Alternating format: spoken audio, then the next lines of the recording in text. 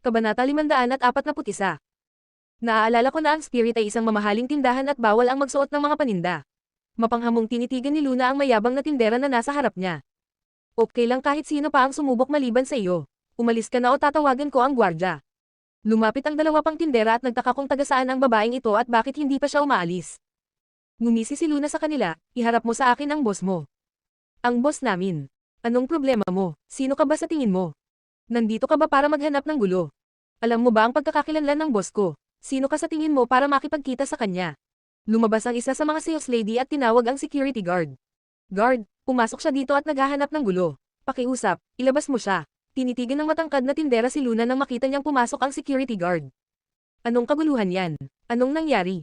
Bago pa makapagsalita ang gwardya, pumasok ang isang babaeng nasa katanghaliang gulang. Manager Warner, bakit ka nandito ng ganito kagabi? Lumapit ang mga tindera sa babaeng nasa katanghaliang gulang pagpasok nito. Manager Warner, matagal na nanatili itong babaeng ito sa tindahan natin. Nagtanong lang siya ng presyo at wala namang binili. Hinala ko baka gusto niyang nakawin ang mga damit natin. Hindi ba't may ilan tayong nawalang damit dati? Tama, ang daming nanakawan sa buong mall nitong mga nakaraang araw, mula sa mga branded na sapatos hanggang sa mga bag. Lahat ng iyon ay ninakaw ng walang nakapansin.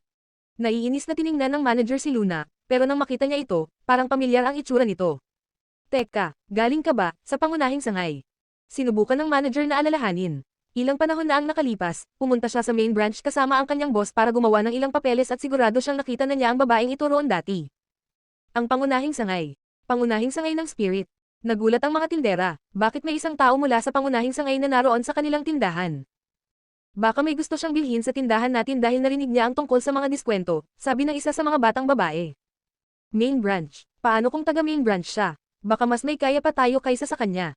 Tingnan mo kung gaano siya kapangit manamit. Hindi pa rin niya kayang bumili ng mga gamit sa tindahan natin kahit may diskwento. Sabi ng matangkad na sales lady. Wala nang tolerance si Luna sa mga taong katulad nila. Tumingin siya sa store manager at saka tinawagan si Lucille. Boss, gabi na rin. Pwede ba natin itong pag-usapan bukas? Parang natutulog na si Lucille. Pumunta ka sa tindahan mo ngayon din. Kung hindi kita makita sa loob ng 10 minuto, pwede mo nang isara ang tindahan mo bukas. Hindi binigyan ni Luna ng pagkakataong magsalita si Lucille at agad na tinapos ang tawag. Natulala ang manager at ang ilang sales lady. Hindi nila alam na kausap pala ni Luna si Lucille ngayon lang. Mabilis kumilos si Lucille sa pagkakataong ito at nakarating sa kanyang tindahan sa loob ng 10 minuto. Lumapit ang manager ng tindahan at ang mga tindera para salubungin ang kanilang amo na biglang sumulpat. Ano ba ang problema mo at kailangan mo ako rito ngayon? Anong nangyari? Hindi ba natin pwedeng pag-usapan ito sa telepono? Malungkot na reklamo ni Lucille habang nakatingin kay Luna. Labis na natigilan ang mga tauhan ng tindahan nang marinig nila ang sinabi ni Lucille. Kilala ba talaga ng amo nila ang babaeng ito? Lucille, itong mga taong ito sa tindahan mo, saan mo sila nakita? Hindi ba't nagtalaga ang pangunahing sangay ng mga profesional na salesperson para sa iyo? Sumulyap si Luna sa mga sales lady at sa manager. Ako ang kumuha sa kanila. Sarili kong tindahan yan, kaya syempre, ako mismo ang kukuha ng mga tao. Saka ko lang yan ituturing na sarili kong pagsisikap. Buong pagmamalaking tumingin si Lucille kay Luna. Muntik nang mawala ng malay si Luna sa narinig niyang loika ng babae. Huminga siya ng malalim. Palitan mo sila, lahat sila. Pipiliin ko ang mga tauhan mula sa pangunahing sangay para sa iyo. Sundin mo lang ang protocol. Galit ang tono ni Luna at hindi niya binigyan ng pagkakataon si Lucille na magsalita. Sige, ikaw ang big boss. Gagawin ko ang lahat ng sabihin mo, pero anong nangyari? Kumunat ang noo ni Lucille, parang nahulaan na niya kung ano ang nangyari. Mukhang may napansin si Luna na problema pagdating niya sa tindahan. Kung hindi sana siya ganito kagalit. Gayunpaman, labis na nakonsensya si Lucille. Kahit na tila malaki ang kinikita ng kanyang pinansyal na ulat sa unang tingin, nalulugi naman siya ng malaking pera. Ang big boss. Ang big boss mula sa pangunahing sangay. Hindi makapaniwala ang iilang sales lady. Ang babaeng ito ang nagtatag ng Spirit. Natarante sila, hindi nila akalain na biglang susulpat ang big boss sa tindahan. Pakiramdam lang ng store manager ay nakita na niya si Luna dati, pero hindi niya alam na si Luna pala ang founder ng Spirit. Lamambat ang boses ni Luna nang maging maamon na si Lucille at hamupan na ang kanyang katahimikan. Kanselahin mo rin lahat ng promosyon mo. Hanapin mo si Director Roosevelt bukas. Alamin kung paano magpatakbo ng prangkisa mula sa kanya. Kanselahin. Buong talino kong pinag-isipan ang kampanyang ito. Parang nalulungkot si Lucille. Napangangas si Luna. My dear, ginamit mo lahat ng talino mo para lang mawalan ng pera ng ganito. Natigilan si Lucille. Nalaman mo na. Nako, hindi. Nabunyag ang kanyang pagkukunwari. Sa loob ng 3 araw, gusto kong makita kang mahigpit na sumusunod sa plano at sa ating protocol. Kung hindi, ikaw ang mananagot sa mga kahihinatnan. Lumabas si Luna ng tindahan nang hindi man lang nilinggan ang mga manggagawa. Nagulat silang lahat nang makita ang ugali ni Luna kay Lucille. Pinsan ni Lucas Ford si Lucille Ford. Pero sinigawan pa rin siya ni Luna. Sino nga ba talaga ang babaeng ito? Anong nangyari? Galit na tanong ni Lucille habang nakatitig sa mga kasama niya pagkaalis ni Luna. Boss, wala akong alam. Galit na si Big Boss pagbalik ko. Sila siguro yun. Tuluyan nang itinaboy ng store manager ang responsibilidad. Sinabi ng isa sa mga sales lady ang totoo. Matapos niyang marinig ang lahat, agad na tinanggal ni Lucille ang lahat sa trabaho, kasama na ang manager.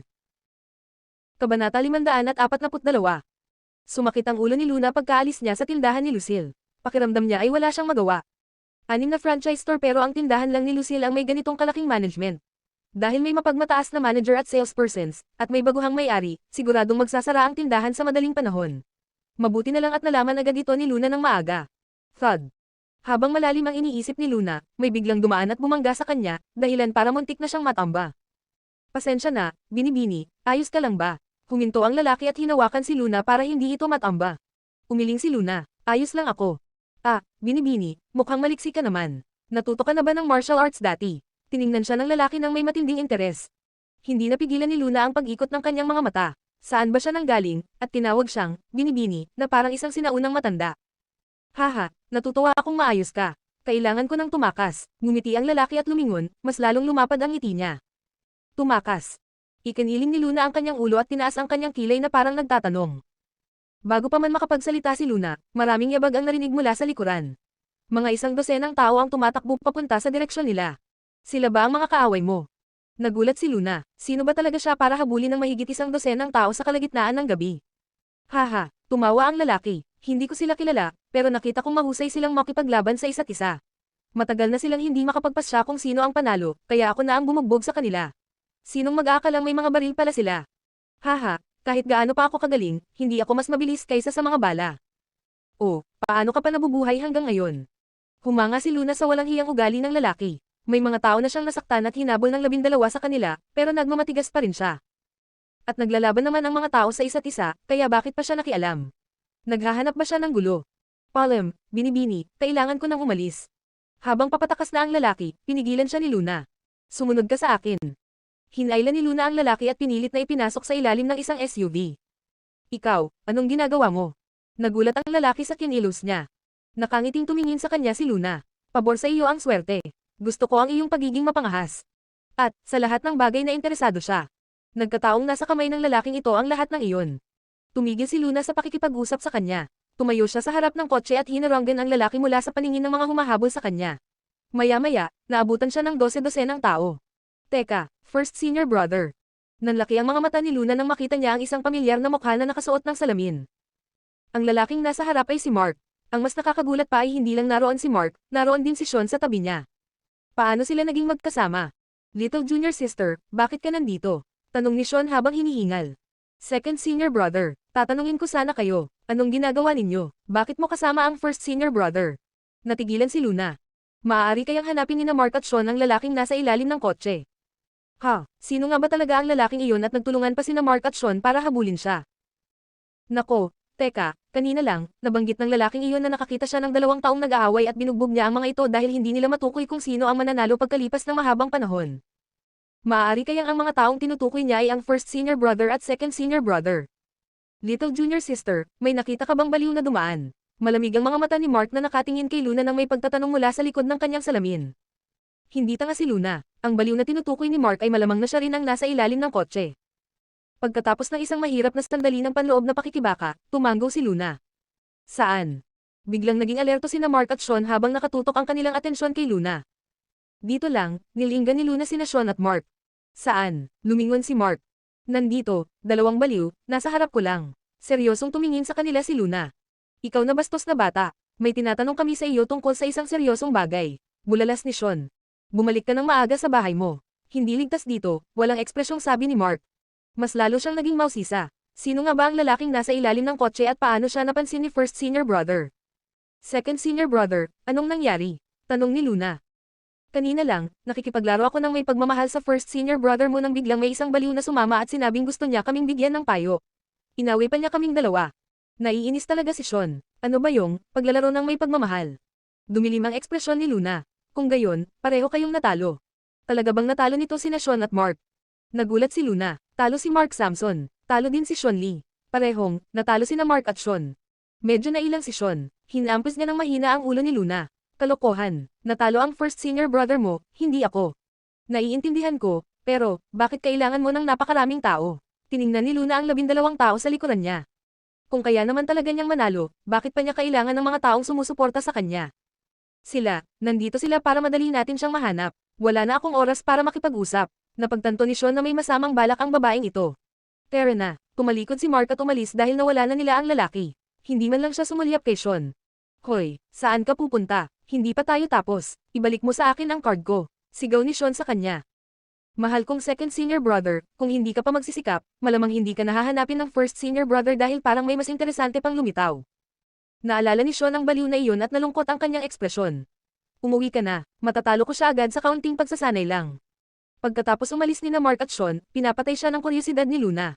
Sino nga ba talaga ang lalaking nasa ilalim ng kotse? Alam na alam ni Luna ang kakayahan ni na Mark at Sean. Kung magkasama silang dalawa, paano sila natalo sa baliw na yon? Habang iniisip ito ni Luna, isang malakas na palad ang casual na tumapik sa kanyang balikat. Nagulat si Luna sa biglaang pagtama nito at mabilis siyang sumipa sa likuran niya. Ang nakakagulat ay hindi tumama ang kanyang likas na sipa. Isang madilim na anino ang gumalaw sa ere sa hindi makataong bilis. Kung nasa kagubatan si Luna, tiyak na iisipin niya na isa itong halimaw. Binibini, talagang mahusay ang iyong pagsasanay. Madaling naiwasan ng lalaki ang atake niya at biglang tumayo sa harap niya. Biglang umatras si Luna. Napakadelikado ng lalaking ito. Grabe. Kabanata 543. Pareho mo ba silang mga senior brothers? Wala naman silang gaanong ibubuga, pangungot siya ng lalaki, habang tumatawa ng paus at nakakatakot. Sino ka? Tumingin si Luna sa lalaki habang alerto ang kanyang pandama. Ang pangalan ko ay Rupert Stewart, ikaw naman. Bahagya nang umiti si Rupert sa kanya. Ako si Luna Windsor. Hindi naman siya mukhang masamang tao, kaya bahagyang nag-relax si Luna. Ang dahilan kung bakit pakiramdam niya'y nakakatakot talaga si Rupert ay dahil, sa kabila ng mataas na pamantayan ni na Mark at Sean, nagawa pa rin niya silang talunin. Halos hindi iyon kapanipaniwala para sa kanya. Binibini, iniligtas mo ako, kaya ako na ang taya sa pagkain na ito. Napansin ni Luna na kung minsan ay malakristal ang mga mata ni Rupert, ngunit may mga sandaling napupuno ang mga iyon ng malademonyong alindog. Isang tingin pa lamang niya ay kayang magpadala ng ginaw sa gulugad ng sinuman. Ayos lang, medyo abala ako, pagtanggi ni Luna sa paanyaya ni Rupert. Hindi niya sinasadyang mailigtas ito kanina. Ngayong alam na niyang sina Sean at Mark ang humahabol dito, ayaw na niyang masyadong masangkot pa sa kanya. Gayunpaman, dahil nakatulong na rin siya, tatapusin na niya ang nasimulan. Hindi maaari, hindi ako nagkakautang ng loob kan inuman, kung ayaw mong kumain, hayaan mong tulungan kitang paunlarin ang sarili mo. Gusto mo ba ng plastic surgery?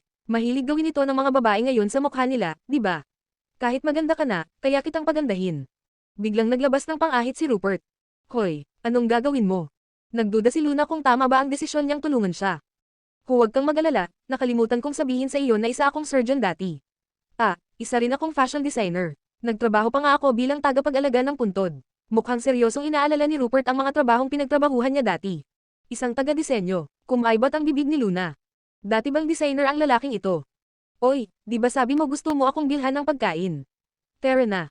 Hindi alam ni Luna ang iniisip ng baliw na ito, kaya mas mabuting pumunta na lang siya sa mas mataong lugar, na mas ligtas para sa kanya. Kung sakaling may mangyari, mas madali para sa kanya ang makatakas. Sa kalagitnaan ng restaurant, mabilis na nauna sa kanya si Rupert. Ang mga bundok ay hindi pinagpala ng kataasan. Mapalad ito kung may Diyos na naninirahan sa loob. Ang ilog ay hindi hinuhusgahan batay sa lalim nito. Ito ay espiritual kapag ang isang dragon ay nananatili sa loob. Spirit, ang pangalan ay parang dalisay. Nakatayo si Rupert sa labas ng tindahan ng Spirit at tiningnan ang mga damit sa loob mula sa bintana na salamin. Tiningnan ko ang konsepto ng disenyo at mga damit ng ilang tindahan. Maganda ang Spirit na ito. Gusto kong makita kung sino ang designer. Nakangisi si Rupert nang may takot. Sa tingin ko dapat kang bumalik para maging tagapag-alaga ng puntod. Akala mo ba talaga ay isa kang taga-disenyo? Tanong ni Luna. Biglang lumingon si Rupert. Binibini, maniwala ka man o hindi, ang taga-disenyo ng Spirit ay wala sa antas ko, maaari ko siyang patayin anumang oras.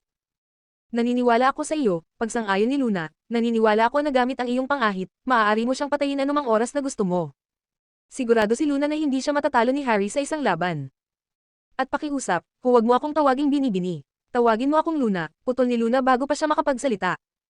Tumingin si Rupert kay Luna nang may mapang uyam ng ngiti. Napakatapang mo, wala pang sino man ang nakapagsalita sa akin ng ganyan dati. Tama, hindi ba't isa kang tagapangalaga ng puntod? Ang mga patay ay kadalasang nahihiya makipag-usap sa mga buhay. Pakiramdam ni Luna ay nababaliw siya sa pakikipag-usap sa isang baliw. Tumigil si Rupert sa pakikipag-usap kay Luna hanggang sa makarating sila sa isang 24 na oras na KFC outlet. Ibibili kita ng pagkain dito. Pagkatapos ay hinailan ni Rupert papasok si Luna. 2 hamburger at 2 milk tea, please. Regaluhan mo ang tagapagligtas mo ng pagkain sa KFC, bro, ang creative mo talaga. Pagkatapos niyang magbayad, nagdala si Rupert ng 2 hamburger at 2 baso ng milk tea. Ngumiti si Rupert nang makita ang kakaibang ekspresyon ni Luna. Huwag kang kumain ng marami sa gabi dahil tataba ka. Hindi na sumagot si Luna. Madilim ang paligid kanina pero ngayon, malinaw na nakikita ni Luna ang mukha ni Rupert. Mahaba at maitim ang buhok niya na umaabot hanggang baywang, at ang mga hibla nito ay magulo at parang nagsasalubong ng mga talon. Ang kanyang mga kayumangging mata ay puno ng mahiwagang espiritual na aura at kasing linaw ng kristal. Sumilip ang mga ito mula sa ilalim ng kanyang mahahabang pilikmata, na nagpapaganda sa kanya. Sandaling tumigil ang tibok ng puso ni Luna sa kanyang dibdib. Nangako siya sa sarili na hindi pa siya nakakita ng lalaking ganito kaganda. Walang kinalaman ng Rupert na ito sa pagiging astig, iisa lang ang salita para ilarawan siya, maganda. Kung hindi nagsalita si Rupert, hindi niya malalaman na lalaki pala ito.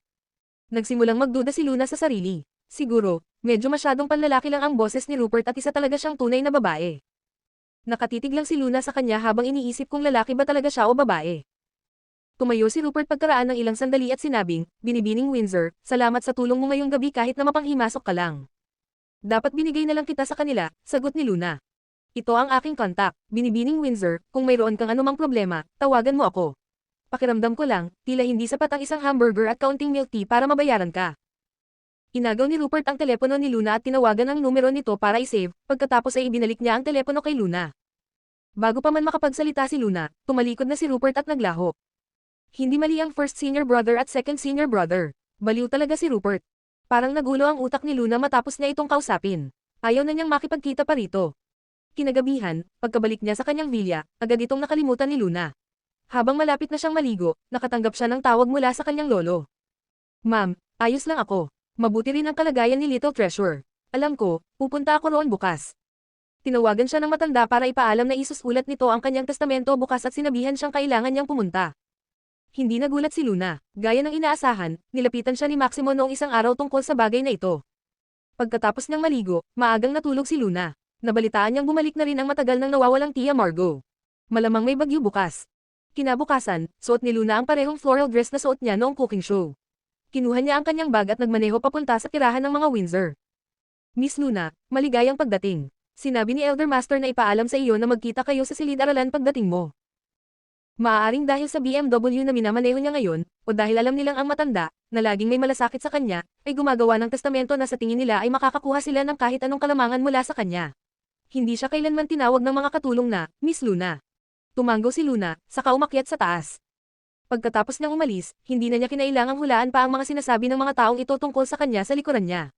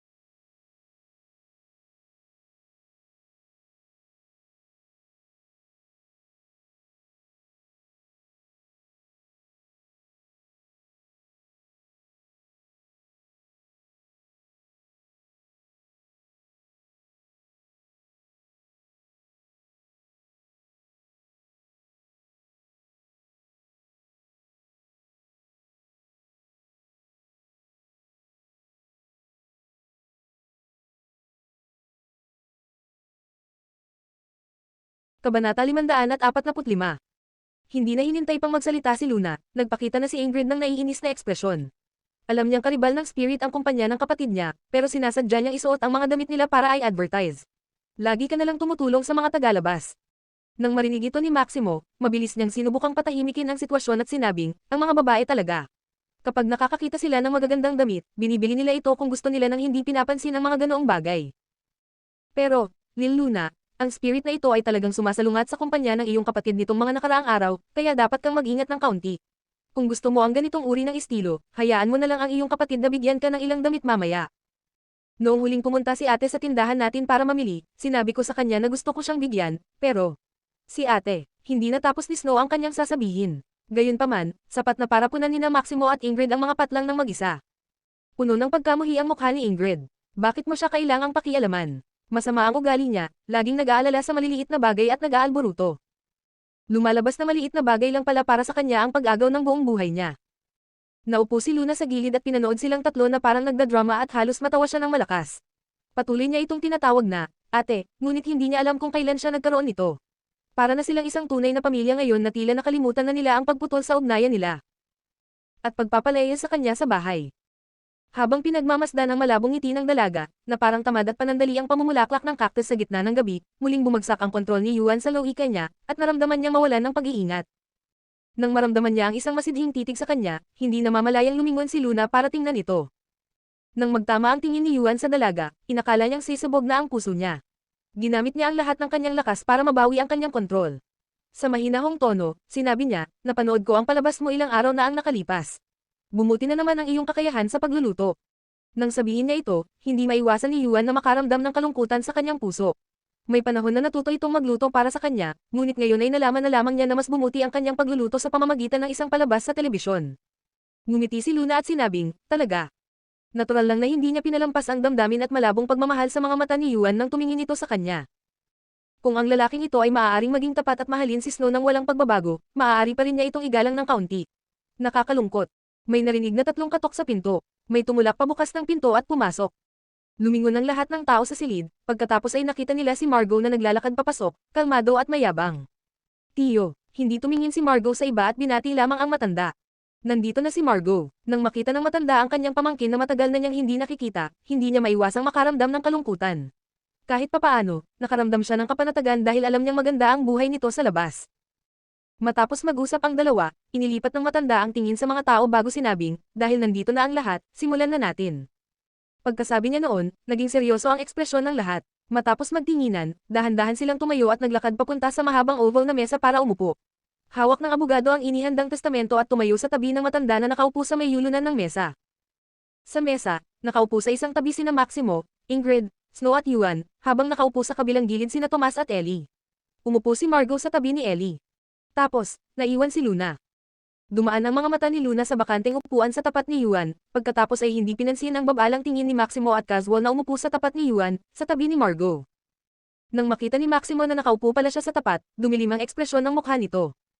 Ngayon, maaari na lang siyang maghintay at tumingin. Umaasa siyang makakakuha si Snow ng mas maraming shares. Sa ganoong paraan, mababawasan ang pressure na mararamdaman niya at hindi na niya kailangang idamay ang ugat ng lahat ng problema niya, si Luna. Pero, ama, malusog ka na ngayon. Hindi mo na kailangang madaliin ang iyong testamento. Alam ni Tomas na ang kasalukuyang bersyon ng testamento ay pinaka-hindi ka nais-nais para sa kanya, kaya sinabi niya iyon bilang kanyang huling pagtatangka. Si Ellie, na nakaupo sa tabi niya, ay walang pakialam sa halip. Nang marinig ng panganay ang mga salita ng kanyang pangalawang anak, nagalit ito at agad na sumigaw, tumahimik ka. Wala kang karapatang sabihin sa akin kung ano ang gagawin ko. Kung may kakayahan ka, baliktarin mo ang sitwasyon ng mga kumpanyang nasa ilalim mo na nalulugi bawat taon, o kung hindi, huwag mo akong kausapin. Nalungkot si Tomas matapos ang ganoong pagsaway habang si Maximo ay mukhang tuwang-tuwa. Kumalma ang matanda bago nagsalita, para maiwasan ang anumang sama ng loob sa inyong lahat, may mga sasabihin ako bago basahin ng abogado ang testamento. Sige, magsalita ka, ama. Nakikinig kaming lahat, nagsimulang maging masunuring bata si Tomas matapos siyang punahin. Tinitigan siya ng matanda ng mariin, saka nagpatuloy sa pagsasabing, nakikita mo na tinawag ko na rin si Yuan ngayon. Alam kong may ilan sa inyo ang may opinyon tungkol dito, pero malapit nang ikasal si Yuan kay Snow, kaya maituturing na siyang kalahating Windsor. Tama si ama, kailangan itong gawin, mabilis na sabi ni Maximo habang tumatango si Ingrid. Nahihiyang tumingin si Snow sa kanyang lolo. Tumingin ng matanda kay Yuan at nagpatuloy, tungkol sa pamamahagi ng mana, walang gaanong itinatago ang mga Windsor. Para maiwasan ang anumang gulo sa hinaharap, maaari ko na lang kayong imbitahan na makinig mismo. Ipapaubaya ko na ang lahat sa iyong mga kamay. Pakakasalan ko si Snow dahil sa kung sino siya bilang isang tao. Ano man ang maging resulta, hindi nito maaapektuhan ang aking desisyon, sabi ni Yuan. Matamanong tiningnan ni Snow ang lalaking katabi niya, na antig ang damdamin. Honey. Tumingin ng matanda kay Yuan at tumanggaw ng may kasiyahan. Maganda ang impresyon niya sa magiging asawa ng kanyang apo. Naalala niya noong tila malapit sina Yuan at Lil Luna. Naisip niya na may posibilidad na magkaroon ng romantikong relasyon sa pagitan nila ngunit sino ang mag-aakala na si Snow. Ang pipiliin niya sa huli. Gayunpaman, hindi tama para sa kanya na masyadong mag-imbestiga tungkol sa mga bata at sa kanilang relasyon. Noong unang nakilala ni Luna si Yuan sa probinsya, isa lamang itong simpleng babae. Tiyak na hindi papayag ang pamilya ni Yuan sa kanilang relasyon, kaya palihim silang nag-date. Kahit na bumalik na si Luna sa pamilya Windsor, dahil sa sunod-sunod na kaguluhan at kahihiyan na ginawa niya para maiwasang madamay si Yuan, pinili pa rin niyang pansamantalang itago ang kanilang relasyon. Hanggang sa siya ay nabuntis sa kanya kinailangan sabihin kina Maximo at Ingrid. Kaya, bukod kina Maximo, Ingrid, at Ellie na aksidenteng nalaman ang kanilang relasyon, maraming tao sa pamilya Windsor, kasama na ang nakatatanda, ang hindi alam na nag-date sina Luna at Yuan. Nang matapos siya kay Yuan, muling napunta ang tingin ng matanda kay Margot. Tungkol naman kay Margot, alam kong lumalawak ang negosyo niya at matatag ang buhay niya. Bakit mo pa siya tinawag kung alam mo naman? Hindi naman sa kulang siya sa kayamanan. Bulong ni Tomas. Inis na tiningnan siya ng matanda. Ang gusto kong sabihin ay nag-ambag din ang kanyang ama sa kumpanya noon. Ngayong pumanaw na ang kanyang mga magulang, hindi mahalaga kung gaano kaganda ang kanyang buhay. Ibibigay ko sa kanya ang nararapat sa kanya. Hindi mahalaga kung gusto niya o kailanganin niya ito o hindi, ibibigay ko pa rin ito bilang tiyuhin niya. Kabanata 546. Napakaseryoso ng tono ng matanda. Walang sinuman sa mesa ang nangahas na magsalita. Kahit na nalulungkot sina Maximo at Tomas na may biglang sumulpat na ibang tao para sa mana, wala rin silang masabi. Hindi mahilig makialam si Margot. Kung mapupunta sa kanya ang mga shares, magiging napakahirap makuha ito mula sa kanya. Mas malala pa, kung may balak siyang ipaglaban ang karapatan na magmana ng kumpanya, mas mahihirapan ang sitwasyon. Sina Maximo at Tomas ay mukhang makakaharap ang isang malaking kalaban habang si Ellie ay tila walang malay. Si Luna lang ang pinaka-relax sa mesa. Pinapanood ni Margot ang reaksyon ng lahat. Sige, Attorney Bannon, pakianunsyo na lang ang testamento. Pagkasabi niya noon, lahat sila ay napaupo ng tuwid. Binuklat ng abogado ang dokumentong hawak niya at sinimulang basahin, ang testamento ni Ginoong Henry Windsor. Dahil sa kanyang katandaan at sa kanyang pangamba na baka bigla siyang hangina, para maiwasan ang anumang pagtatalo sa kanyang mana. Isinulat niya ang testamento na ito at ang kanyang mga ari-arian ay ang mga sumusunod, 51% na shares ng Windsor International Private Limited Company, mga foreign trust fund. Matapos ilista ng abogado ang mga ari-arian ng matanda, sinimulan na niya itong ipamahagi. Ang 3 estate at 2 shop lot sa Imperial pati na rin ang mga foreign trust fund ay mapupunta sa apo, si Snow. Ano, baliw ka ba? Para bigyan ng isang tagalabas ng ganito kalaking mana. Si Tomas ang unang hamampos sa mesa at tumayo. Hindi siya makapaniwala na ibinigay ng matandang lalaki ang kalahati ng kanyang ari-arian kay Snow, isang apo na hindi man lang magkadugo. Isa pa, ang foreign trust fund na iyon ay hindi isang maliit na halaga ng pera. Anong tagalabas? Si Snow ay anak ko, bayaw. Kailangan mo pa bang ulitin ko para sa iyo? Matalim na tanong ni Ingrid. Anak mo, isa lang siyang dalagang probinsyana na maling dinala mo pa uwi. Hindi pinapayagang dumalo ang 2 ko pang anak na babae na may kaugnayan sa dugo ngayon, kaya sa anong batayan makukuha ng tagalabas ang mana ng pamilya Windsor? Dahil ako mismo ang nagpalaki sa kanya. Hindi nga natin alam kung sinong babaeng walang kwenta ang nanganak sa mga anak mo, kaya ano ang dahilan kung bakit sila lumalabas dito para suruan ang pamilya Windsor? Sa tapat niya, si Luna, na tila ba may ibang kasama, ay biglang nagbago ang ekspresyon ng mukha. Nagulat siya sa matigas na pag-uugali ng isang ina na nagpoprotekta sa kanyang anak mula kay Ingrid. Matagal na niyang sinasabi sa sarili na isa lamang estranghero si Ingrid sa kanya, ngunit bakit nakakaramdam pa rin ng hindi maipaliwanag na sakit ang puso niya habang pinapanood niya itong pinoprotektahan si Snow ng ganito kahigpit. Marahang ipinikit ni Luna ang kanyang mga mata at ilang sandali pa ay bumalik sa normal na parang walang nangyari. Walang nakapansin sa bahagyang pagbabago ng emosyon ni Luna. Walang iba kundi si Margot sa tabi ni Luna na pinagmamasdan ang lahat. Ang batang ito, ilang taon pa lang ang nakalipas mula nang magkakilala sila, pero malaki na ang ipinagbago niya. Hindi lang sa hitsura, kundi lalo na sa ugali niya. Mas kalmado at mas mature na siya kaysa sa mga kasing edad niya. Wala ni Kititing na anino ng mahinang batang babae na iyon mula pa noong maraming taon. Sa mesa, binabaligtad ni na Maximo, Ingrid, at Tomas ang buong silid dahil sa kanilang pagtatalo. Sa wakas, kinailangan ng matanda na malakas na ibagsak ang mesa para tumahimik sila. Tumahimik kayong lahat, tunay ngang hindi natin kadugo si Snow, ngunit ang mga tao ay mga buhay na bagay at hindi tayo maaaring maging walang awa. Siya ay naging apo ko ng mahigit 20 taon, kaya itinuturing ko itong dote ko para sa kanya. Walang sino man ang pinapayagang magsalita pa. Hinampas ni Tomas ng isang kamao ang mesa sa galit. Ngumisi si Ingrid habang inaalo si Snow sa pamamagitan ng pagtapik sa likod ng kamay nito. Huwag kang mag-alala, nandito si Mommy. Walang makakapang-api sa iyo. Mom, salamat po. Napaluha si Snow habang nakahiga sa yakap ni Ingrid. Nahadyap ng kanyang mga mata ang tingin ni Luna at walang dod ang may ngisi sa kanyang mga mata. Pagkatapos ng panandaliang pagtatalo, nagpatuloy ang pag-anunsyo ng testamento.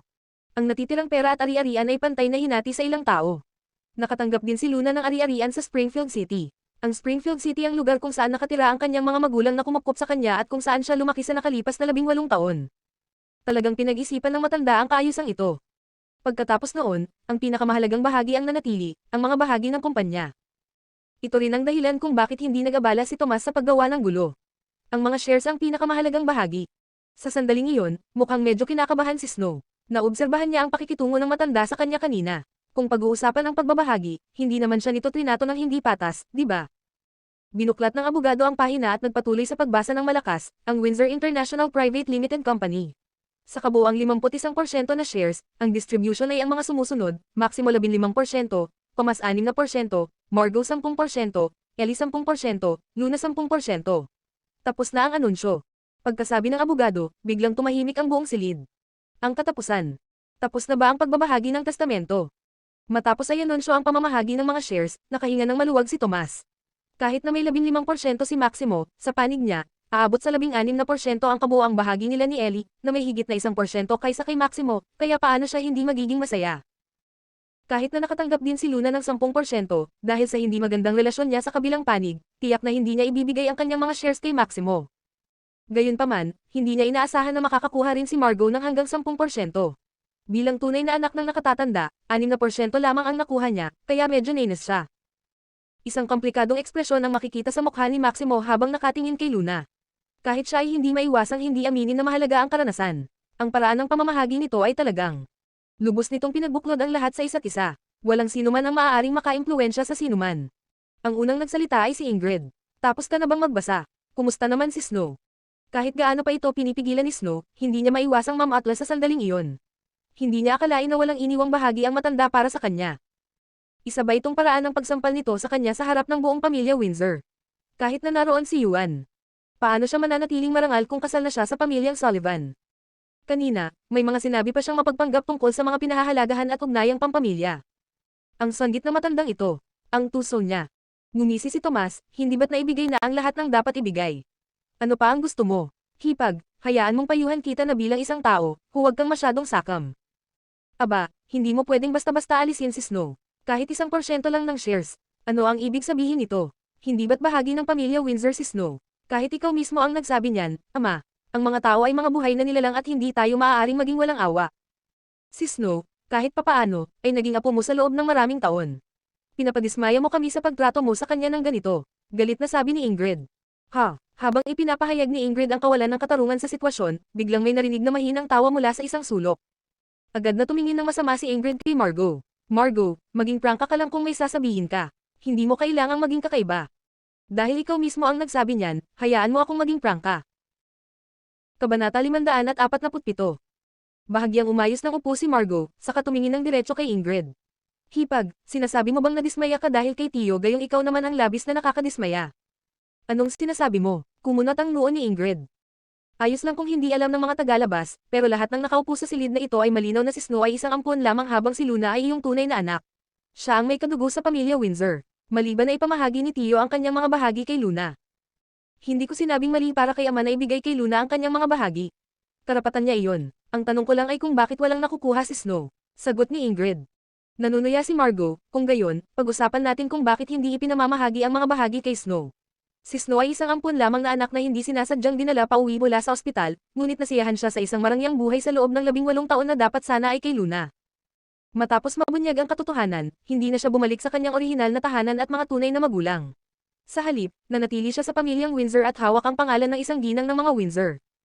Ginamit pa niya ang pagkakakilanlang ito para makakuha ng magandang kapareha na si Yuan Sullivan. Sa kabilang banda, si Luna, na may kadugo sa pamilya Windsor, ay naglakbay ng malayo sa loob ng 18 taon at namuhay sa kahirapan sa loob ng 18 taon. Nang sa wakas ay matagpuan na siya ng pamilya Windsor, ang tanging nagawa niya ay ang manatili sa titulong ampon. Ang mga bagay na dapat sana ay kanya ay kinuha. Kahit ang mga katulong ay kayang apihin siya at tawagin siyang mababangas na manok at anggez. At sa lahat ng ito, ano ang ginawa ninyong dalawa bilang mga magulang? Kinampihan ninyo ang mga tagalabas at pinuna siya dahil sa pagiging bastos at masungit. Ano ang karapatan ninyong punahin at pag-alitan siya? Pinalaki o tinuruan mo ba siya? Sa tingin mo ba ay natupad mo na ang tungkulin mo bilang mga magulang sa pamamagitan lamang ng pag-uwi sa kanya, pagbibigay sa kanya ng makakain at damit? Para magkaroon ng malulupit na magulang na tulad ninyong dalawa, para nalang hinayaan mong mamuhay ang bata sa probinsya at walang malaman. Mas mabuti na iyon kaysa mawalan ng tiwala sa sangkatauhan at masaksak sa puso ng sarili niyang mga magulang. Nang marinig nila ito, tumahimik ang mesa. Walang nagsalita. Nanigas si Snow. Maging ang mga mukha ni na Maximo at Ingrid ay namutla habang nanatiling tahimik. Tumingin ang matanda kay Luna habang puno ng guilt ang ekspresyon nito. Pinagkayam ni Yuan ang kanyang mga kamao. Tahimik na nakaupo roon si Luna, ang kanyang mga mata ay puno ng halo-halong emosyon habang nakatingin kay Margot sa tabi niya. Matagal na siyang manhid at sanay na sa kawalang bahala ng grupong ito. Hindi niya inakalang maaaring baliwalain ni Margot ang lahat ngunit sinabi niya ang mga salitang ito para ipagtanggol ang kanyang sarili. Lahat ng ito ay mga salitang walang sino man ang nagsabi para sa kanya. Tumigil si Margot, saka tumingin kay Snow ng matalim. Ibinigay ni Tio kay Snow ang mga ari-ariang iyon. Sapat na para sa kanya ang magpakasal ng marangya at mamuhay ng marangya habang buhay. Dahil isa lamang siyang dalagang taga-nayon na kumakain mula sa pamilyang Windsor. Tumira kasama namin at may titulong ginang ng pamilyang Windsor, ano pa ang hindi mo ikinatutuwa? Snow Logan, may itatanong ako sa iyo. Ano pa ang hindi mo ikinatutuwa at bakit mo hinahangad ang mga bahagi ng aming pamilya Windsor? Nang marinig niya ang bawat salita ni Margot, lalo na nang marinig niya itong tinatawag siyang Snow Logan, nang inig ng malakas ang mga balikat ni Snow at ang mga kuko niya ay tumusok sa sarili niyang mga palad. Ibinaba niya ang kanyang mapang ipong mukha sa puntong ito, at sa sumunod na segundo, tumayo siya at tumakbo palabas ng pinto. Nang makita iyon ni Yuan, dali-dali niya itong hinabol. Margot, sumusobra ka na. Kahit na bahagi ka ng pamilya Windsor, usapin ito ng pamilya namin at wala kang karapatang makialam. Huwag kang magsalita ng kalokohan kung wala kang alam. Agad na nagliyab sa galit si Ingrid nang makita niyang tumakbo palabas ang kanyang anak matapos masaktan ng husto. Ngumisi si Margot, wala akong alam. Sino kaya ang bulag? Hayaan mong payuhan kita na makita mo ng malinaw ang uri ng bagay na nakaupo sa tabi mo araw-araw. Huwag mong hintiyang mamatay ka sa kagat. Inaakit mo ang lobo na iyon sa iyong tahanan at hindi mo pa rin alam. Margot Windsor, pupunitin ko ang bibig mo. Ako mismo ang nagpalaki sa anak ko. Wala kang karapatang magsabi kung anong klaseng tao siya. Sa sobrang pagkabalisa, gusto na sana ni Ingrid na lumapit pero pinigilan siya ni Maximo. Hahaha, sa tingin ko tama si Margot. Sinabi ko na sa iyo, hipag, tinatrato ninyong dalawa ang tagalabas na ito na parang hiyas. Medyo mahirap para sa akin na intindihin ang IQ at loika mo. Nasisiyahan si Tomas sa magandang palabas. Tumahimik ka nga, Tomas. Sa tingin ko naiinggit ka lang. Sigaw ni Maximo pabalik. Nagsimulang mag-away ang dalawang panig at naging magulo ang sitwasyon. Minasahe ng matandang lalaki ang kanyang mga sentido at wala siyang lakas para pakialaman ang kanilang mga pagtatalo. Hinayaan na lang niya ang abogado na tulungan siyang makatayo at makalabas ng silid. Kasabay nito, sa looban ng pamilya Windsor, tumakbo si Snow papunta sa kakahuyan at umiiyak ng malakas sa kalungkutan habang nakasandal sa isang puno. Tumayo si Yuan sa likuran niya at maingat siyang niyakap. Huwag kang malungkot. Medyo malupit ang mga sinabi ni Tia Margot, pero ganoon talaga ang personalidad niya, huwag mong isapuso. Paano ko ba hindi ito isapuso? Pinapalabas niya sa akin na parang ninakaw ko ang lahat kay Luna. Anak din ako ng nanay ko. Nasa pamilya Windsor ako simula nang ipanganak ako at 18 taon na akong si Snow Windsor. Nang bigla akong sabihan na hindi akin ang lahat ng meron ako at hindi ko talaga magulang ang mga magulang ko, sa tingin ba niya ay maganda ang pakiramdam ko? Bakit niya sinabing ninakawan ko si Luna? Hindi ba't siya ang biglang sumulpat at ninakawan niya ako ng lahat? Paulit-ulit na sinasabi ni Lolo na apo rin niya ako, pero ganito niya ako tratuhin. Siguro hindi niya ako tinatrato bilang bahagi ng pamilya Windsor. Labis na emosyonal si Snow habang sinasabi niya ang lahat ng ito. Habang nakikinig si Yuan sa mga salita ni Snow, bigla siyang natigilan. Kung umiyak lang sana si Snow tungkol dito noon, siguradong susuportahan siya nito ng walang kondisyon at papanig sa kanya. Gayunpaman, ngayon, marahil ay dahil hindi siya sigurado sa nararamdaman niya para kay Luna, o maaaring dahil ito sa mga sinabi ni Margot kanina. Bigla niyang naramdaman na parang hindi mali si Margot. Dapat kay Luna lahat ng ito. Ipinanganak si Luna para maging ginang ng pamilya Windsor, ngunit dahil sa isang kalituhan, nagbago ang kanilang buhay. Hindi alam ni Snow kung ano ang iniisip ni Yuan ng mga sandaling iyon. Umiiyak siya sa yakap nito, "Honey, anong gagawin ko? Ano ang dapat kong gawin? Paano nila ako nagagawang tratuhin ng ganito?" Tinapik ni Yuan ang balikat ni Snow at marahang sinabi, "Snow, hindi ba't sinabi mo na noon? Hindi mo nga gusto ang lahat mula sa pamilya Windsor. Maaari tayong umasa sa ating sarili at mahusay ka na ngayon, kaya bakit mo pa iisipin ang mga makamundong bagay na ito? Hindi na ganoon. Bakit ko pabibitawan ang mga bagay na dapat sana'y akin?" Sigaw ni Snow sa sandaling ito ng pagkabalisa. Nang marinig niya ito, agad na napalitan ng pagkadismaya ang ekspresyon ni Yuan. Snow, paano mo nasabi yan? Dapat kay Luna yan, o gusto mo talagang ipaglaban ang mana ng pamilya Windsor? Muntik nang sumabog si Snow sa unang kalahati ng pangungusap pero agad siyang nakabawi nang matapos ni Yuan ang kanyang sasabihin. Kabanata 548. Sus Mariosep, masyado siyang emosyonal at hindi sinasadyang nasabi iyon. Kahit si Yuan man o si Ingrid o si Maximo, kung may gusto man siya, makukuha niya iyon. Hindi niya maipakita na talagang hinahangad niya ang mana ng pamilya Windsor. Kaya naman, nagpakita ng sakit sa mukha si Snow at mabilis na nagtago, "Honey, paano mo nasabi yan tungkol sa akin? Kung gusto ko talaga ang mga ari-arian ng pamilya Windsor, kailangan ko pa bang magtrabaho ng ganito kahirap? Nalulungkot lang talaga ako. Palagi kong iniisip na bahagi ako ng pamilya Windsor at inuuna ko ang pamilya Windsor sa lahat ng bagay, pero lumalabas na lagi nila akong tinatrito bilang isang tagalabas. At ikaw rin, honey, gusto kitang pakasalan ng marangya. Gusto kong sabihin ng lahat na nakapagpakasal ka sa isang mabuting asawa." Lamambot ang ekspresyon ni Yuan nang marinig ito. "Snow, naiintindihan ko ang pinanggagalingan mo, pero hindi mo kailangang mag-alala. Kung ikaw ang asawa ni Yuan Sullivan, walang maglalakas loob na magsabing hindi ka sapat. Hindi mo kailangang mag-alala na baka hamakin ka kapag pinakasalan mo ako. Ako na ang magpapaliwanag sa mga magulang ko. Honey, salamat. Salamat sa palagi mong pagsama sa akin." Pansamantalang napigilan ni Snow ang lahat ng kanyang pagkadismaya at galit, masunuring yumuko sa kanyang yakap. Nang nakaharap na si Snow sa kabilang direksyon, itinaas ni Yuan ang kanyang ulo upang tumingin sa direksyon ng study room. Sa bintana, halos nakikita pa rin niya ang anino ni Luna na nakaupo sa upuan. Hindi maiwasang lumitaw sa isip niya ang imahe ng batang babae noon. Yung babaeng binuhat siya habang pinagpapawisan at nanginginig ang mga binti, pero nangakong hindi siya iiwan. Ang batang babaeng namimitas ng mga sariwang ligaw na bulaklak para sa kanya araw-araw. Ang babaeng nagluto ng masasarap na putahe para masunurin niyang kainin ang gamot araw-araw. Mahirap siya at nakasuot ng mga damit na maraming beses nang naayos at nagsasalita ng mahina, ngunit ang paraan ng kanyang pagsasabi nito ay maganda at cute. Kailan nagsimulang magbago ang lahat ng ito? Mula noong araw na gumaling siya at kinuha ng pamilyang Sullivan, mula noong bumalik siya sa magarbong lungsod, mula noong nabighani siya sa kagandahan ni Snow, lahat ng magagandang sandali na dating nasa kanyang mga alaala ay naging hindi katanggap-tanggap. Pero sa mga sandaling ito, bakit niya ito nami-miss ng ganito? Hinahanap-hanap niya ang kainosentehan ng dalaga, hinahanap-hanap niya kung paano kumikinang na parang kristal ang mga mata nito sa kanya kapag nakatitig ito sa kanya. Sa gate ng pamilya Windsor. Tita, nagalangan si Luna pero pinili pa ring tawagin si Margot. Si Margot na akmang bubuksan na ang pinto ng kotse niya ay huminto sa paglalakad at tumingin kay Luna. Tumikim si Luna at lumapit sa kanya. "Para sa araw na ito, salamat. Kahit ano paman, kailangan pa rin niyang magpasalamat dito." Hindi nagatubili si Margot. "Pamilya tayo. Hindi mo ako kailangang pasalamatan." Halo-halong emosyon ang naramdaman ni Luna nang marinig niya itong sinasabing parang pamilya na sila. Yumuko siya ng malalim at magalang. "Gusto ko pa ring magpasalamat sa iyo." Habang pinagmamasdan niya ang batang babae sa harap niya, bumantong hininga si Margot, "Nakakalungkot, nasa ibang bansa ako noong taong iyon. Wala akong masyadong alam at nang malaman ko, huli na ang lahat. Hindi ko inakalang magiging ganito katanga ang pinsan ko. Kung hahayaan ko siyang magpatuloy ng ganito, ang pinaghirapan ng nakatatanda na negosyo ng pamilya ay mahuhulog sa kamay ng isang tagalabas." Habang sinasabi ito ni Margot, isang mapang-ipong kislap ang sumilay sa kanyang mga mata. Nahulog sa malalim na pagmumuni-muni si Luna. Sa gabi, sa kwarto ni Snow, tinakpan ni Ingrid si Snow ng kanyang kumot, pagkatapos ay tumalikod para isara ang pinto. Sa kama, si Snow, na natutulog, ay agad na nagising muli. Walang antok sa kanyang mga mata. Sa katunayan, puno ito ng kadiliman at puot. Paano siya nakakatulog sa ganoong sitwasyon? Si Maximo ay kasalukuyang may 15% ng mga shares, habang si Tomas ay may 16% ng mga shares, at si Margot ay may 10% ng mga shares. Kaya, ang susi ay si Luna. Kung sino man ang suportahan niya gamit ang 10% niyang shares, siya ang magiging pinakamalaking shareholder ng kumpanya at sila ang may pinakamalaking potensyal na ipaglaban ang karapatang manahin ang buong kumpanya. Sa pagkakataong ito, tiyak na mababaliw sina Maximo at Tomas sa pag-agaw ng mga shares sa kamay ni Luna. Bagamat hindi niya nakuha ang kahit anong shares, wala siyang kahit anong masasabi rito. Kahit isugal niya ang buhay niya para makuha ang lahat ng nawalang shares sa merkado, 2% lang ang makukuha niya, na hindi gaanong makakatulong.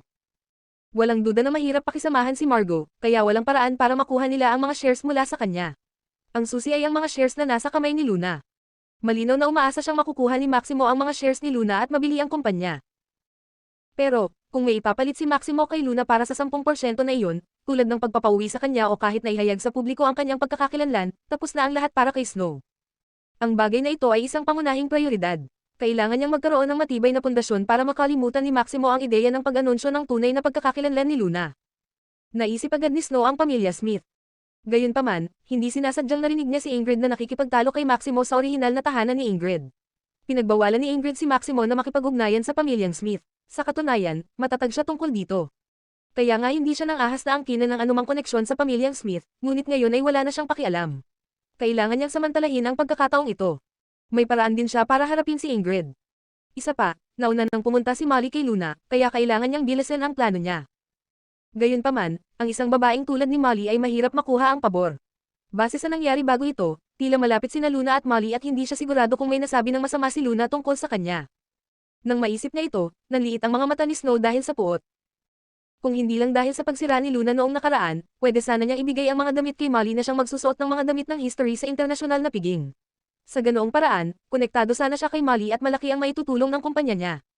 Sa huli, lahat ay sinira ni Luna. Ngayong nawala na sa kanya ang mahalagang pagkakataon, maaaring kailanganin niyang gumamit ng ilang espesyal na pamamaraan para makilala si Molly. Habang iniisip ito ni Snow, kumuha siya ng susi at ginamit ito para buksan ang isang safe. Kinuha niya ang isang cellphone mula sa safe, ni-charge ito, at saka tumawag, "Hello, ako ito. Hihingi sana ako ng pabor." "Sino naman iyan ngayon?" Isang paus na boses ang narinig mula sa kabilang linya. "Noah Smith," sabi ni Snow ng isang pangalan. "Anak ni Zachary Smith," mahinang sabi ng boses sa kabilang linya. "Oo, ito nga ang anak ni Zachary Smith." "Ha, batang babae, nagiging mas matapang ka na, di ba?" Pagalit na sagot ng boses mula sa kabilang linya. Hindi malinaw na sumagot si Snow, "Huwag kang mag-alala, gusto ko lang natakutin mo siya ng kaunti. Hindi ko naman hinihiling na gawin mo talaga ang kahit ano sa kanya. Kapag nangyari na, sundin mo lang ang sinasabi ko. Pero kailangan mong maghintay ng angkop na pagkakataon at gawin ito ng malinis. Kaya kung maghintay, pero huwag mo akong paghintayin ng matagal." Banata 549. Pag-uwi niya sa Peachwood, iniisip pa rin ni Luna ang mga pangyayari ng araw na iyon nang biglang tumunog ang doorbell niya. "Steamed Bun, tulungan mo akong makita kung sino ang dumating," sabi ni Luna. "Opo, mahal kong Panginoon." Lumabas sa mukha ng robot ang isang maliit na screen na nagpapakita ng imahe mula sa security monitor sa pinto. Si Lucas iyon.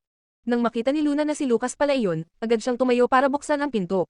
"Big Boss, gabi na. Bakit ka nandito?" "Nag-aalala ako sa iyo." "Tuloy ka, Steamed Bun, maghain ka ng tubig." "Opo, aking magandang Panginoon." Agad na umalis ang robot upang kumuha ng isang baso ng tubig. Kumuha si Luna ng tubig mula sa tray at ibinigay ito kay Lucas bago umupo sa tabi niya sa sofa. Kinuha ni Lucas ang baso at nagtanong, "Kumusta ang araw na ito? Naabala ka ba ng mga taong iyon?" "Tungkol kay Lolo, walang nangahas na guluhin ako. Sa katunayan, may nangyari ngayon na ikinagulat ko. Kilala mo naman ang tiyahin ko, di ba? Si Margot Windsor, bumalik na siya ngayon. Nabalitaan ko na ang tungkol sa kanya, isa siyang mabuting tao." "Anong nangyari?" "Sa pagkakataong ito, noong inaanunsyo ang testamento, muntik na akong makipag-argumento pero tinulungan niya akong ipagtanggol." "Isang argumento?" Tumanggo si Luna. "Oo, binigyan ni Lolo si Snow ng maraming ari-arian at trust fund. Sinabi niyang dote niya iyon pero wala siyang ibinigay na shares. Sa sandaling iyon, agad na nagduda si Ingrid at sinabing hindi patas ang pamamahagi ni Lolo. Pagkatapos, tumayo si Tita Margot at ipinagtanggol ako ng husto. Parang sinasabi niya na walang karapatang magmana ng shares ng pamilya Windsor si Snow." Kahanga-hanga talaga si Tita Margot. Nawalan agad ng kontrol si Snow sa emosyon at tumakbo palabas. Marahang tinapik ni Lucas ang baso gamit ang mahahabang daliri at pinag-aralan, "Ang pamamahagi ng shares ng lolo mo para sa inyo ay dapat, 15% para kay Maximo, 10% para kay Margot, 6% para kay Tomas, 10% para kay Ellie, at 10% din ang makukuha mo." Nanlaki ang mga mata ni Luna sa hula nito. "Wow, Lucas, paano mo nalaman ito ng malinaw? Hindi mo naman pwedeng tinawagan ng abogado, di ba?" Casual na tiningnan siya ni Lucas. Siyempre, ang lalaking ito ay may mga pangunahing kasanayan sa pagsusuri. Agad na pinagpawisan si Luna. Sige. Ang galing mo. Kung ano man yan, tama ang pagsusuri mo. Ganito ang pagbabahagi ni Lolo. Ito ang kasalukuyang pinakamahusay na paraan upang hatiin ang mga shares. Ito ay isang mahusay na check and balance para sa lahat. Pero medyo nakakadismaya rin. Siguradong magsisimulang istorbohin ako ni na Maximo at Tito Tomas. Napabuntong hininga si Luna. "Gusto mo ba ng Windsor International?" Tumingin sa kanya si Lucas at biglang nagtanong. Bakit parang may kapanapanabak na tono ang Great Demon King?" Para bang nagtatanong ito ng walang pakialam, gaya ng pagtatanong sa kanya, "Gusto mo bang uminom ng tubig?" "Kung oo, magsasalin ako ng baso para sa iyo." Nag-isip si Luna, saka sinabing, "Sa totoo lang, hindi ko alam." Base sa kasalukuyang sitwasyon at enerhiya niya, hindi niya ito masyadong pinapahalagahan. Pero, syempre, hindi ko hahayaang mahulog ang kumpanya sa mga kamay ni Snow. Kaya, nahihirapan pa rin siya sa isyong ito. Mabuti na lang at sa kasalukuyang sitwasyon, wala pa ring tigil ang lahat, kaya may sapat pa siyang oras. Kung gayon, iminumungkahi kung pansamantala mong ipasa ang 10% ng iyong shares kay Tita Margo, mungkahi ni Lucas. Ilipat sila kay Tita Margo. Napaisip si Luna, pagkatapos ay nagliwanag ang kanyang mga mata. Magandang ideya ito. Ayoko ring ibigay ito kina Maximo o Tito Tomas, at kung itatago ko ito, nag-aalala akong baka guluhin nila ako. Matalino rin ang pagbibigay nito kay Tita Margo. Base sa personalidad niya, tiyak na hindi niya hahayaang magmadali ang dalawang panig. Isa pa, dahil sa kakayahan ni Tita Margo sa negosyo, hindi niya hahayaang bumagsak ang kumpanya ni Lolo. Boss, masyado kang matalino. Pinag-usapan ito ni Luna kay Lucas ng ilang sandali pa, at nang makita niyang gumagabi na, tinanong siya nito, gusto mo bang matulog dito? Nang marinig siya ni Lucas, tumingin siya sa kanya at sinabing, hindi. Ah, bakit hindi? Gabi na. Hindi ba nakakapagod magmadaling bumalik? May mga aasikasuhin ka pa ba mamaya? Naguluhan si Luna. Walang magawang minasahe ni Lucas ang kanyang mga sentido habang sinasabi, dahil madali akong mawawalan ng kontrol, lalo na sa magiging tahanan natin bilang mag-asawa. Naiintindihan mo ba? Ah. Mapagmahal na hinaplos ni Lucas ang ulo ng dalaga. Hindi ko naman kailangang maghintay hanggang matapos ang kasal, pero gusto ko pa rin itong gawin dahil ikaw ang pinakamahalagang tao sa akin, kaya handa akong maghintay at gusto rin kitang bigyan ng lubos na respeto. Bumantong hininga si Luna, nasisiyahan sa paghaplos ng kanyang ulo sa malapad nitong palad habang bumubulong, nasa kamay mo ako magpakailanman. Wala talaga akong reklamo, ipinanganak ka para maging sumpa ko lang, di ba? Maya-maya, hinatid na siya ni Luna. Bago siya umalis, biglang may naisip si Lucas at binigyan siya ng isang pulang imbitasyon na may gintong plaka. Binuksan ito ni Luna para basahin at nagtanong ng may pagtataka, imbitasyon sa kaarawan. Sino si Theodore Scott? Bakit ako inimbitahan? Ama siya ni Russell. Si Russell ang nagpadala ng imbitasyon. Kung libre ka bukas ng gabi, pwede kang sumama sa akin. Kung hindi, ayos lang. Tiyak na handa si Russell na imbitahan si Lucas at ang kanyang babaeng partner, ngunit dahil hindi sila maaaring dumalo bilang magkasintahan, naghanda siya ng isang individual na imbitasyon para kay Luna. Ang kilos na ito ay nagpapakita na pinahahalagahan niya ito. Napaisip si Luna, wala namang masyadong gagawin bukas ng gabi, pero nasa studio ako sa araw, kaya pag-aaralan ko muna ang sarili ko sa gabi. Hindi maraming tao sa bilog ni Lucas ang kumilala o nag-trato sa kanya bilang isang kaibigan. Isa pa, masyado itong maalalahanin, kaya hindi maganda para sa kanya na tanggihan ang imbitasyon. Sumagot si Lucas, okay. Humakbang si Luna palapit at humalik sa labi ng lalaki. Pagkatapos, sinabi niya sa tono ng isang malupit na CEO, Darling, balang araw hahayaan kitang tumayo sa tabi ko ng may karapatan at karangalan. Ipapaalam ko sa buong kababaihan ng lungsod na akin ka. Hindi nakahimik si Lucas. Aba, magaganda ang mga salitang iyan, pero nabaligtad ba ang mga papel nila? Kinabukasan, sa Spirit Studio, dahil naghahanda ang Spirit na palawakin ang kanilang negosyo sa Central District, inayos ni Luna ang mga detalye at panukala para sa lugar na iyon tuwing may oras siya. Hindi niya namamalayan, nakikipag-usap na pala siya sa lahat hanggang hating gabi. Tiningnan ni Luna ang oras sa kanyang telepono at nakita niyang mahuhuli na siya, kaya mabilis niyang sinabi, may dinner akong pupuntahan mamaya, mauuna na ako. Sige, boss, umalis ka na. Huwag ka ring mag-overtime, magpahinga ka ng mas maaga. Ah, oo nga pala, Riri, may mga ready-made na gown ba sa studio? Ipili mo na lang ako. Wala akong oras magpalat sa bahay. Sabi ni Luna. Oo, anong klaseng estilo ang gusto mo, boss? Tanong ni Harry. Naisip ito ni Luna. Isa itong salo-salo sa kaarawan para sa isang matanda, kaya dapat simple at formal ang kulay at estilo. Sige, boss, maghintay ka lang ng sandali. Kabanata 550. Ilang sandali pa, nagpalit si Luna ng gown na kinuha ni Harry para sa kanya bago naglagay ng kaunting makeup at pinansa ang kanyang buhok. Ang evening gown na natagpuan ni Harry para sa kanya ay tunay ngang simple at walang disenyo. Ito ay isang tradisyonal at klasikong gown na may simple ngunit eleganteng kulay. Ang mga itim na orchids na nakalimbag dito ay banayad na nakabalangkas at kamukha niya ang isang malinis na anak na babae ng isang marangal na sambahayan mula sa dating panahon. Tumayo si Luna sa harap ng full-length mirror para tignan ang sarili at nasiyahan. Hindi naman masama, ang ganda naman ito. Salamat, Riri. Sige, paalam na. Sige. Pinanood ni Harry ang pag-alis ng kanyang amo at nag-atubiling magsalita. Medyo simple lang ang damit na ito, pero nang maisuot niya ito, hindi naman ito naging kapansin-pansin. Si Luna ang inspirasyon niya, ang pinagmumulan ng marami sa kanyang mga disenyo, at siya pa nga ang modelo sa kanyang isipan noong dinisenyo niya ang kanyang mga disenyo. Masasabi mong siya ang tunay na may-ari ng lahat ng damit ng Spirit. Nang maisuot niya mismo ang damit, binigyang buhay niya ng perpekto ang mga disenyo nito. Sa tahanan ng mga Scott, ang piging ng kaarawan ni Theodore ay inorganisa sa hardin sa labas ngayon at ang kasalukuyang kapaligiran ay lubos na masigla. Nauna nang dumating si Lucas, dahil alam niyang abala si Luna sa studio, kaya hindi niya ito minadali. Hawak ni Russell ang isang kaputa at nag-aalalang tinanong si Lucas, Oy, Lucas, darating din ang kuneho mo, di ba? Galit pa rin ba siya sa akin? Ayos lang ba siya noong huling beses na muntik na siyang mahulog sa bangin? Na-trauma ba siya? Nang marinig ito ni Lucas, sinulyapan niya ng matalim ang kanyang matalik na kaibigan ng walang imek. Na trauma, sinabi ng batang babaeng iyon na ang saya-saya niya at nakakapanabik daw. Umaasa talaga siyang kahit kaunti ay matatakot ito.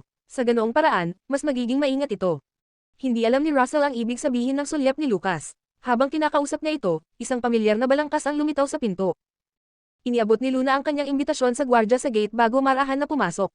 Sa ilalim ng napakaganda at nakasisilaw na chandelier sa pintuan, ang dalaga ay tila ba pumasok sa mundo ng mga mortal mula sa ere suot ang kanyang simpleng gown at ang kanyang wooden hairpin sa kanyang maluwag na buhok. Naglakad siya ng nakatalikod sa liwanag at ang tanawin sa likuran niya ay unti-unting naglaho na parang isang pinturang hinugasan ng tinte.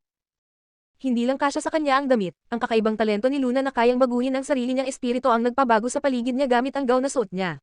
Dahil dito, parehong bumagay ang personalidad at pananamit sa isa't isa. Ang pagdating ni Luna ay nagpatahimik sa buong bulwagan ng ilang sandali, pagkatapos ay narinig ang mahinang mga boses ng talakayan. Kapag bigla nilang nakita ang isang nakamamanghang bagong mukha, tiyak na magiging mausisa ang mga tao. Habang ang mga babae ay mausisa tungkol sa pagkakakilanlan ni Luna, mas interesado sila sa mga walang kupas na paksa tulad ng mga damit at aksesorya.